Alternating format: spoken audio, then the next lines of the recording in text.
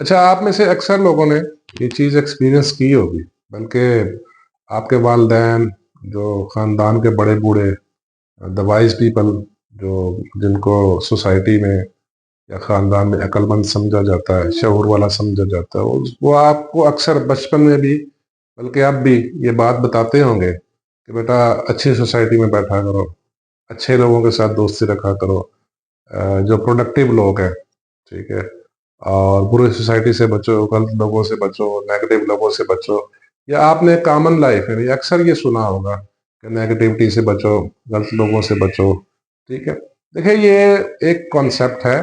ठीक है, हर कॉन्सेप्ट, जो भी इस दुनिया में कॉन्सेप्ट चलते हैं, उनकी कोई वजूहात होती है, उनके पीछे कुछ बात होती है, जहां से चीज चल के आ रही है।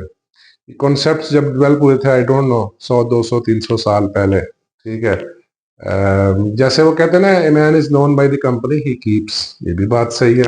ये एक एडवर्ब है। ठीक है, एक मिसाल है, माकूला है। और ये बातें बिल्कुल सही हैं। ठीक है, जारी बात है, अच्छी सोसाइटी में बैठने से आप अच्छे ही होंगे और बुरी सोसाइटी में बैठने से आप फिर उस तरह के हो जाएंगे। देखिए, इस कॉन्सेप्ट के पीछे ना कुछ चीजें हैं। ठीक है, और इस कॉन्सेप्ट को ना एक इंग्लिश राइटर है, think and grow rich by Napoleon Hill, एक बुक है, थिंक एंड ग्रो रिच उसका नाम है, और उसके राइटर का नाम है नेपोलियन हिल। ठीक है, उसने इस चीज की वजाहत की है। ठीक है, यानी बेसिकली उसने एक कॉन्सेप्ट दिया है।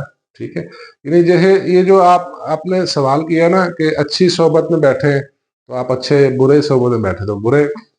ये इसको मैं ना आपको थोड़ा रिलेट करके देता हूँ कि नेपोलियन हिल ने क्या कहा है उस बुक में, और ये एक्चुअली माजरा है क्या, ये असल कहानी है क्या।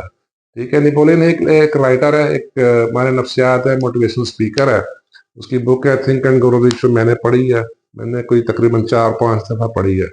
उसमें एक थॉट्स आर थिंग्स का कॉन्सेप्ट उसने दिया है। ठीक है, थॉट्स आर थिंग्स, मैं यहाँ लिख देता हूँ। ठीक है, इसको मैं ना थोड़ा एलेबोरेट करता हूँ, फर्दर तहकीक आप खुद भी कीजिएगा। ठीक है, बल्कि मैं समझता हूँ कि बुक लेके पढ़े, बुक लेके पढ़े, और इसका उर्दू तर्जमा पाकिस्तान में बड़ी आसानी से अवेलेबल है। जिनको इंग्लिश में शौक है, जो आसानी से अंडरस्टैंड कर लेते हैं, वो इंग्लिश में पढ़े। ठीक है, द कंसेप्ट है जी, थॉट्स आर थिंग्स।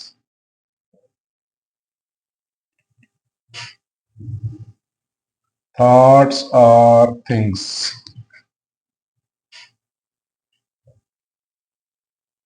यानी ख्यालात चीजें होते हैं।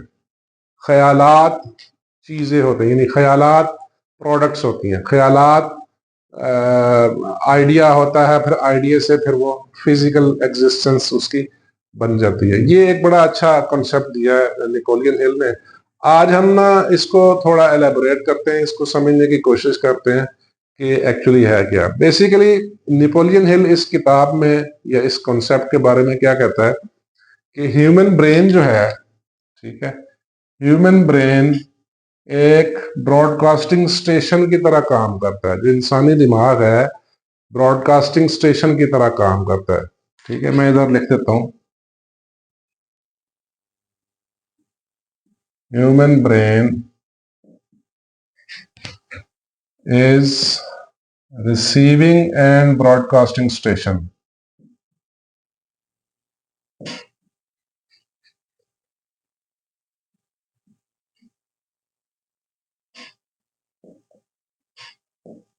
स्टेशन, ये जी एक उसने बात की है।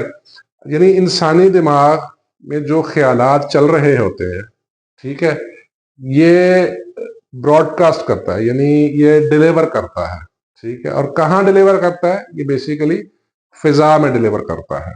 राइट, अभी जो मेरे जहन में चल रहा है, ठीक है, इसमें से जो ख्यालात निकल रहे हैं, या जो आपके जहन से ख्यालात निकल रहे हैं, ये फिजा में तैरते हैं, यानी ख्यालात हवा में तैरते हैं। आप एक्सपीरियंस करते हैं कि आज की ये जो सिटिंग है, इस रूम में सेल्फ हेल्प का लेक्चर हो रहा है, तो आपकी भी इंटरनल फीलिंग्स वैसी ही होगी, बल्कि कमरे का माहौल, कमरे का जो एटमॉस्फेयर है, जो लेक्चर रूम का एटमॉस्फेयर है, वो भी सेल्फ हेल्प और मोटिवेशन वाला हो जाएगा।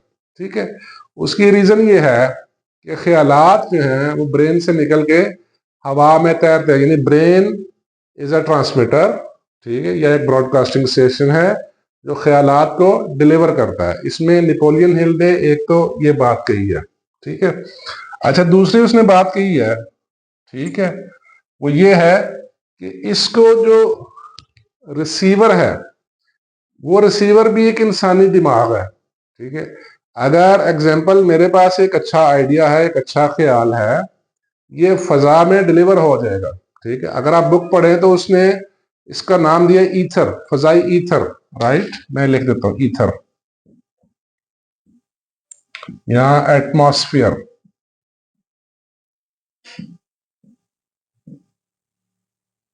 एटमॉस्फेयर, ठीक है। फजाई ईथर में ब्रेन डिलीवर करता है, और जो आपके साथ बैठा हुआ है, जो पास बैठा हुआ है, उसका ब्रेन है वो एज ए रिसीविंग स्टेशन जब काम करेगा तो उस तरह के ख्यालात को रिसीव करेगा, ठीक है। अच्छा, अब क्वेश्चन ये है कि जो रिसीवर है उसकी रिसीविंग एबिलिटी कितनी है, ये सवाल है, नुक्ता, ये असल ये नुक्ता उसने समझाने की कोशिश की है। यानी थॉट्स आर थिंग्स, चीजें मुरक्कब बनती हैं, यानी चीजें जो ख्यालात जो हैं वो आप वो फिजिकली बन जाते हैं। यानी जो आप सोच रहे हैं, जो आप आइडिया है आपके जहन में, अगर उसको इम्प्लीमेंट किया जाए तो वो चीज बन जाता है, यानी वो प्रोडक्ट बन जाता है, वो फिजिकल कुछ बन जाता है, ठीक है। Thoughts are things. दूसरा उसने कहा है कि ह्यूमन ब्रेन एक रिसीविंग और ब्रॉडकास्टिंग स्टेशन है, यानी ह्यूमन ब्रेन ख्यालात रिसीव भी करता है और ख्यालात डिलीवर भी करता है। कहाँ करता है? ईथर, यानी एटमॉस्फेयर में डिलीवर करता है, ठीक है। अब जब एटमॉस्फेयर में डिलीवर करता है तो आपके पास जो बंदा बैठा हुआ है वो उसका रिसीवर होगा, और ऐसे ही आप भी ख्यालात दूसरों के रिसीव करते हैं और आपके ख्यालात भी दूसरे लोग रिसीव करते हैं, ठीक है। रिसीवर, ठीक है।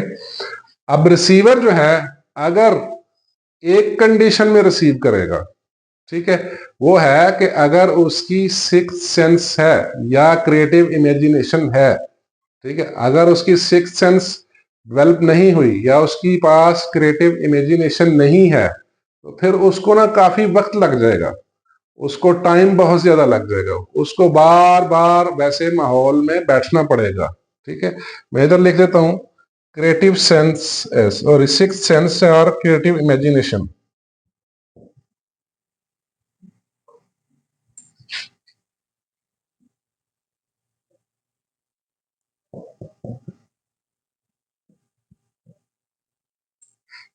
इमेजिनेशन, ठीक है। अगर आपके पास सिक्स सेंस मौजूद है, ठीक है, सिक्स सेंस एक्टिव है और आप क्रिएटिव इमेजिनेटर हैं, तो आप उन ख्यालात को बआसानी रिसीव कर लेंगे। ये इसमें बड़ी गौरतलब बात है, वेरी इंपॉर्टेंट पॉइंट। यानी अगर आप अच्छे लोगों के पास बैठेंगे तो आपको अच्छे आइडियाज आएंगे, अगर आप बुरे लोगों के पास बैठेंगे तो आपको बुरे आइडियाज आएंगे। जो आपके साथ बैठे हुए इंसान के जहन में चल रहा है वो डेफिनेटली आपको डिलीवर करेगा, और जो आपके पास है वो आप उसको डिलीवर करेंगे। अब ये रिसीवर के ऊपर होता है, रिसीवर यानी which is based on sixth sense or creative imagination, ठीक है। ये बड़ी जरूरी बात है। यानी कहने का मकसद यह कि ख्यालात फिजा में, हवा में तैरते हैं, राइट। ईथर, उसने नाम दिया ईथर, ठीक है, एटमॉस्फेयर में तैरते हैं।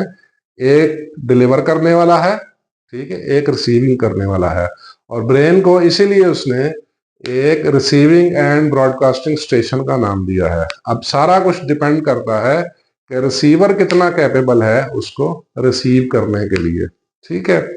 अच्छा, अब क्वेश्चन ये है कि क्रिएटिव इमेजिनेशन कैसे डेवलप की जाए, ठीक है, ये नुक्ता है, ठीक है। अगर आप अच्छे लोगों में बैठे, क्रिएटिव आइडियाज वाले लोगों में बैठे, ठीक है, प्रोडक्टिव लोगों में बैठे, ठीक, क्रिएटिव लोगों में बैठे, लेकिन आप काफी अरसा गुजरने के बाद भी वैसे के वैसे ही हैं, तो इसका मतलब है कि you don't have creative imagination या आपकी सिक्स सेंस वीक है, ये बड़ा जरूरी नुकता है।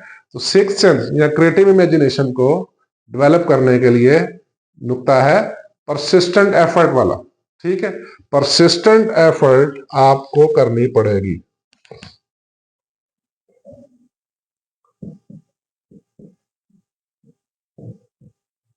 परसिस्टेंट एफर्ट, ठीक है, सेल्फ एनालिसिस,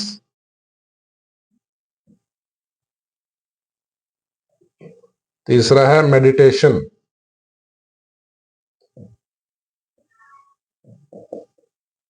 ठीक है, ये 3 पॉइंट। अगर क्रिएटिव इमेजिनेशन बढ़ानी है, ठीक है, तो क्रिएटिव इमेजिनेशन परसिस्टेंट एफर्ट से, मुसलसल काविश से, सेल्फ एनालिसिस और मेडिटेशन से आपकी डेवलप होगी। बाय डिफॉल्ट वैसे सिक्स सेंस सब में होती है, बट डिपेंड्स, किसी की वीक है, किसी की स्ट्रांग है, और how efficiently you want to receive the things, आपकी ख्वाहिश कितनी है, ये बड़ा जरूरी नुकता है इसमें।